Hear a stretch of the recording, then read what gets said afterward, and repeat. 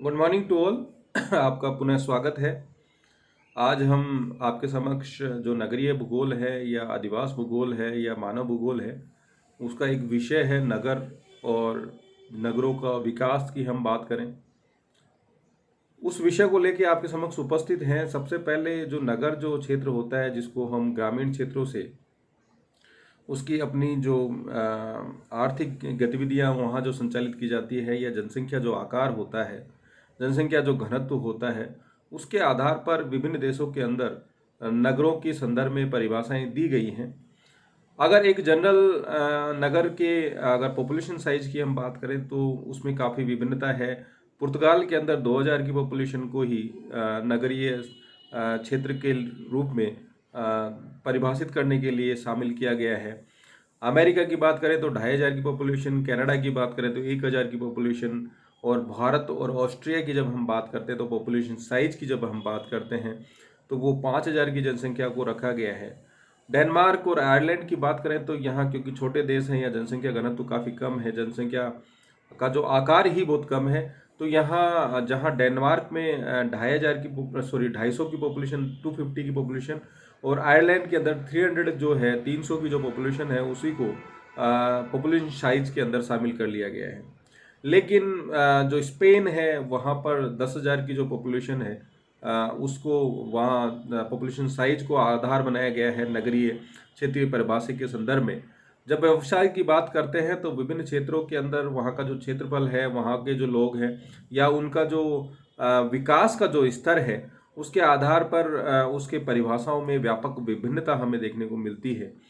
भारत के संदर्भ में जब हम बात करते हैं तो हमारे लिए यहाँ जब ऑक्यूपेशन की बात की जाती है, परिभाषा की बात हम आगे भी करेंगे, तो नगरीय जो क्षेत्र होते हैं उन क्षेत्रों में 2/3 जो पॉपुलेशन होती है, या 75% जो पॉपुलेशन है, वो गैर कृषिगत कार्यों के अंदर संलग्न होती है। 75% जनसंख्या, तो उसको हम नगरीय क्षेत्र के जो परिभाषित करते हैं उसमें शामिल किया जाता है।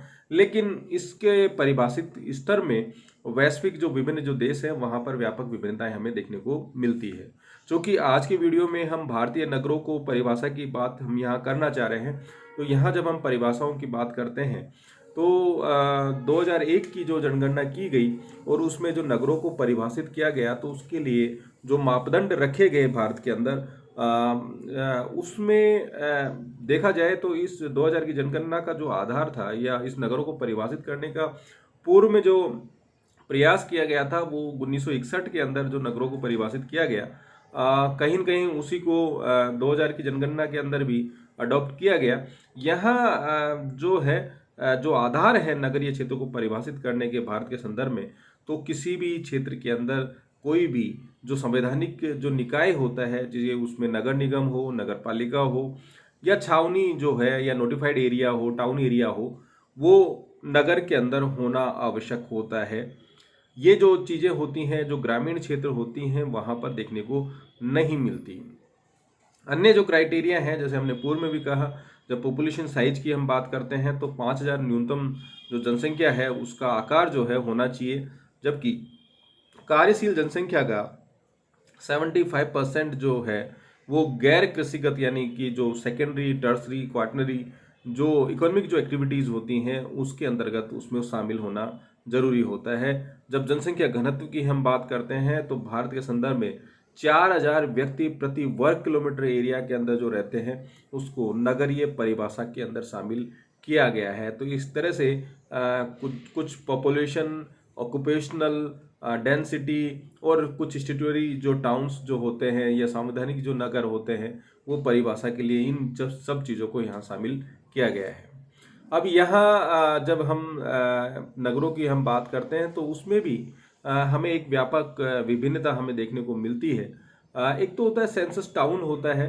सेंसस टाउन की जब हम बात करें तो वो ऐसा नगर होता है जिसमें कोई स्थानीय प्रशासनिक संस्था नहीं है, लेकिन वहाँ पर जो दूसरे जो क्राइटेरिया हैं, वो पॉपुलेशन, वहाँ की डेंसिटी, इकोनॉमिक जो क्रियाएं की जा रही हैं, वो मापदंड फुलफिल करता है। यानी यहाँ प्रशासनिक संस्था नहीं होने के बावजूद भी इनको सेंसस टाउन के अंदर शामिल किया जाता है। तो कई बार कंफ्यूजन ना हो इसलिए हम आपको बता रहे हैं कि एक टाउन क्या होता है और एक सेंसस टाउन क्या होता है। तो जब हम नगर की बात करते हैं तो उसके अंदर संवैधानिक जो निकाय होते हैं उनका होना जरूरी है, और पॉपुलेशन संबंधी जो मिनिमम जो सीमा रखी गई है वो होना जरूरी है। लेकिन जब सेंसस टाउन की बात करते हैं तो वहाँ के लिए ये जरूरी नहीं होता कि वहाँ पर कोई स्थानीय या प्रशासनिक संस्था हो। 1 लाख से अधिक जो जनसंख्या वाले जो नगर होते हैं उनको हम सिटी कहते हैं, यानी जो टाउन से जो बड़ा जो क्षेत्र होता है नगरीय दृष्टिकोण से, तो उसको हम सिटी के अंतर्गत रखते हैं। और 10 लाख से अधिक जनसंख्या वाले नगरों को हम मेट्रोपॉलिटन सिटीज कहते हैं, महानगर के अंदर शामिल करते हैं। भारत के अंदर नगरों को उनका जो पॉपुलेशन की साइज के हिसाब से जनसंख्या आकार के आधार पर 6 भागों में वर्गीकृत किया गया है। अगर हम एक एक को लें तो जो प्रथम श्रेणी के या द्वितीय श्रेणी, तृतीय श्रेणी, चतुर्थ श्रेणी, पंचम और षष्टम जो श्रेणी है, इस तरह से 6 श्रेणियां भारत के अंदर नगरों के संदर्भ में पॉपुलेशन साइज के आधार पर रखी गई है। तो सबसे जो बड़ा नगर जिसको हम प्रथम श्रेणी में रखते हैं उसकी जो जनसंख्या है वो 1 लाख से अधिक होती है, जबकि द्वितीय जो श्रेणी के जो नगर होते हैं उनमें 50 लाख से 99,999 की जो पॉपुलेशन होता है उसको शामिल किया जाता है। जबकि तृतीय जो नगर होते हैं श्रेणी के अंदर जिनको रखा जाता है 20,000 से 49,999, चतुर्थ श्रेणी के 10,000 से 19,999, पंचम श्रेणी में 5,000 से 9,999 और षष्टम जो श्रेणी है उसके अंदर 5,000 से जो अधिक जो जनसंख्या होती है उसको यहाँ शामिल किया जाता है। अब यहाँ जो नगरों का जो डेवलपमेंट होता है उसके आधार के जो अलग अलग जो नगरों के स्वरूप हमें देखने को मिलते हैं, उसके आधार पे यहाँ ये एक क्लासिफिकेशन दिया गया है हमारे द्वारा। एक तो वो एरिया होता है सेमी अर्बन सेंटर्स जो होते हैं, जहाँ धीरे धीरे जो नगरीय जो गतिविधियां हैं या जो ग्रामीण जो क्षेत्र है नगरीय क्षेत्र में एक तरह से परिवर्तित होने की कोशिश करता है। तो जहाँ नगरीय और ग्रामीण दोनों तरह की जो विशेषताएं हैं देखने को मिलती हैं उनको हम सेमी अर्बन सेंटर के अंतर्गत शामिल करते हैं। जब हम कस्बे की बात करते हैं, टाउन की जब हम बात करते हैं, तो वहाँ जो नगर की जो विशेषताएं हैं पूर्णतः विकसित हो जाती हैं।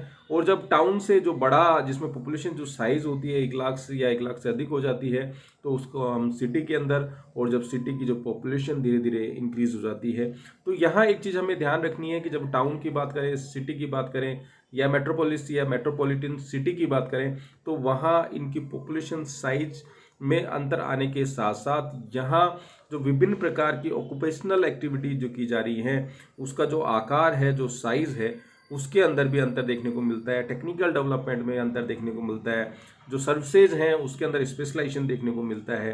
तो टाउन की बजाय सिटी में, सिटी की बजाय जो मेट्रोपॉलिटन जो सिटीज़ होती हैं उसका जो कार्यात्मक जो क्षेत्र होता है वो भी अधिक व्यापक होता है। जब महानगर की बात करते हैं तो उसकी जो पॉपुलेशन है वो 10 लाख से अधिक होती है। इनको हम मिलियन सिटी के अंदर भी शामिल करते हैं। जब इनका आकार, महानगरों का आकार बहुत बड़ा हो जाता है और कई जो महानगर है अपने आसपास की जो सिटीज़ को अपने में समावेशित कर लेता है, तो उन क्षेत्रों को हम वृहद नगर के अंदर या मेगालोपोलिस नगर के अंदर हम शामिल करते हैं। और ये मेगालोपोलिस जो शब्द था सबसे पहले जीन गोटमैन के द्वारा 1957 के अंदर दिया गया। तो इस तरह के अलग अलग जो नगरीय जो स्वरूप हैं वो हमें भारत, न केवल भारत के संदर्भ में बल्कि वैश्विक स्तर पर भी हमें इसमें व्यापक विभिन्नता देखने को मिलती है। धन्यवाद।